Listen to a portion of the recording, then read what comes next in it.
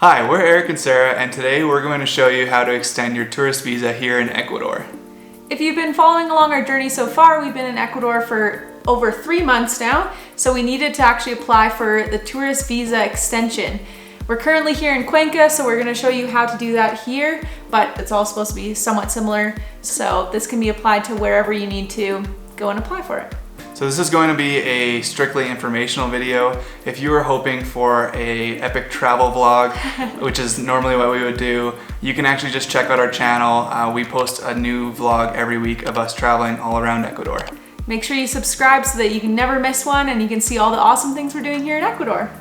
The great thing about Ecuador is that it has a very lenient visa policy where most visitors actually don't need to apply for a visa before they enter the country.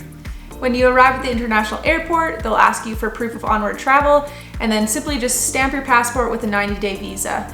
There are 34 countries that need to apply for a visa in advance to arriving here in Ecuador, but this doesn't include North American countries or any European countries. So because we're from Canada, we did not need to apply for any sort of tourist visa in advance to arriving here. But please just check your entry requirements depending on which country you're coming from.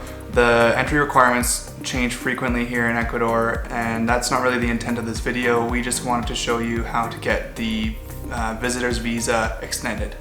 So if you're like us and you arrive in Ecuador and you realize 90 days is not enough to see all the beautiful things there are here to see in Ecuador, you can apply for a one-time tourist visa extension. This will give you an additional 90 days in the country, and this is the maximum you're allowed to stay within a 12-month period. So 180 days within a 12-month period, unless you apply for a different type of visa. So for us, that'll give us until the end of August, and from there we decide whether we would like to go to a different country or apply for some sort of other visa here in Ecuador. So without further ado, let's go through the steps of extending your tourist visa. Step number 1, finding a Migración office. There's supposed to be a Migración office in each capital of every province. The ones we know specifically are in Quito, Guayaquil, Manta, and Cuenca. All of these offices are open from 8 a.m. until 4:30 p.m. And it's really important that you look for a Migración office and not an immigration office. Immigration offices will not be able to help you because they are more for long-term visas and resident visas basically. We planned our visas to end in Cuenca because we thought the process might be a little bit simpler rather than in Guayaquil or in Quito. So all of these steps will apply to the same thing at each office, but our video will pertain just to Cuenca. Step number 2 is collect your documents. The first thing you'll need is your passport, obviously. Don't forget to bring that to the office. Number 2 is you need a copy of your passport, a color copy. In Cuenca, there's so many different photocopiers on the side of the road, people with different shops literally on the street, and it costs you like 20 cents to copy. Or actually at the airport by the migration office, there's a restaurant called Lomos, and they will copy your passport for 50 cents each. The third thing you'll need is a form that we've linked below that you can fill out either in advance if you prefer to come prepared to the office, or you can ask them for it once you get there, and it's easy enough to fill out once you get there. It's just a one-page document with your information.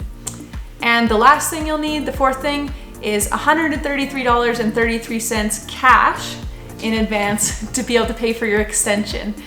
This is actually kind of a random number, but it's a third of Ecuador's minimum wage, so that's where that number comes from. We've heard from one person that when he went to an office, he had to have the exact change to be able to pay for his visa, but that was not our experience, so it's up to you if you want to bring exact change or not. Step number 3, go to the Migración office. You cannot go before your 90 days is up. That is very important.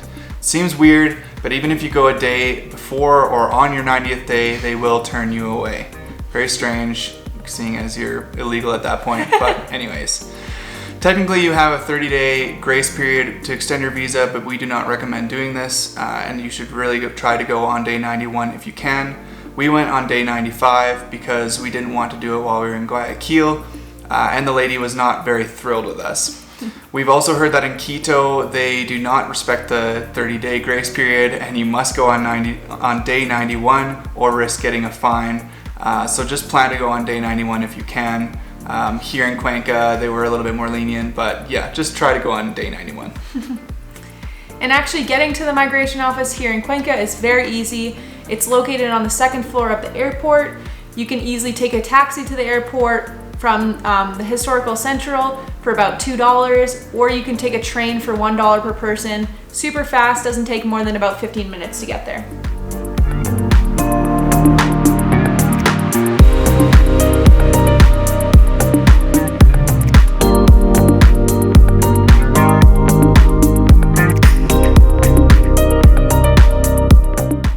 Step number 4, the Migracion office. In Cuenca, once you enter the airport, you can go up the stairs and the migration booths are immediately to your right. You might have to wait in line for a few minutes, but we went on a Tuesday morning and the line was not that bad.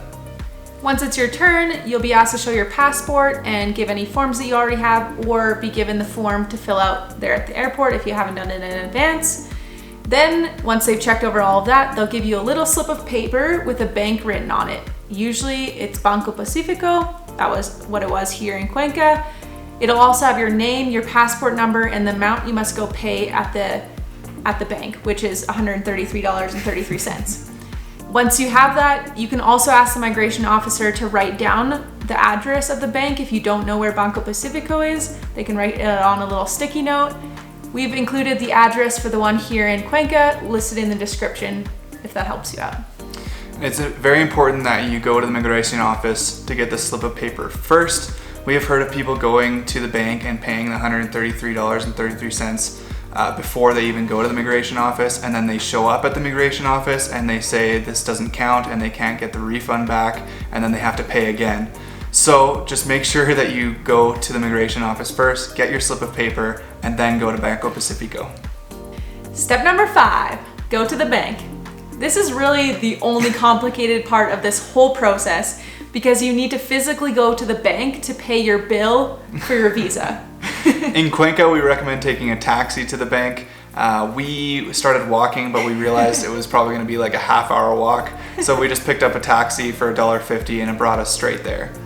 The lineups at the bank are quite long, so that's why we recommend going to the Migracion office in the morning so that you have time to go back and forth between the bank and the office. Once you make it through the line at the bank, the teller will ask you for your passport, that little slip that the migration officer gave you, and the cash to pay for your visa. They're going to deposit the cash, they'll give you some change, and a receipt that will have your information on it. Make sure to check that receipt that it has the correct passport information on it before you go back to the migration office, just to make sure that it's all good. I was also asked to sign my receipt once I checked that the information was correct, but our friend that was there at the same time was not asked to do that, so it might just depend on the teller. And once you have your receipt, you can just taxi back to the airport. Step number 6, check your items. Make sure that you have all 4 things that you need: your passport, a color copy of your passport, the receipt from the bank, and the filled out form. If you haven't already done this, this is a good time to fill out your form and get a color copy of your passport. Step number 7, get your visa. This is a pretty easy step, honestly. You just go wait in the line again, you give them all 4 of those things, and they're gonna fill out a little paper that is now your new extended visa. Make sure not to lose this. They do not restamp your passport when you get a visa extension. They just give you this little rectangle piece of paper that you should keep with your passport, and do not lose it, because that is the only sign that you legally went through this process and did it correctly. Step number 8, celebrate. Grab a beer, eat some cuy, have a fiesta, because you're officially legal here in Ecuador once again. You now have 90 days to travel and do whatever the heck you want in Ecuador. We hope this gives you a lot of clarity of how you can extend your tourist visa here in Ecuador. Again, this is our experience specifically in Cuenca, but the process should be the same in the other migration locations around the country. So hopefully the step-by-step process will help you through the process and with no mistakes. If you struggle with Spanish, you might want to consider taking a translator with you, as there is nobody at the immigration office or at the bank that spoke any English.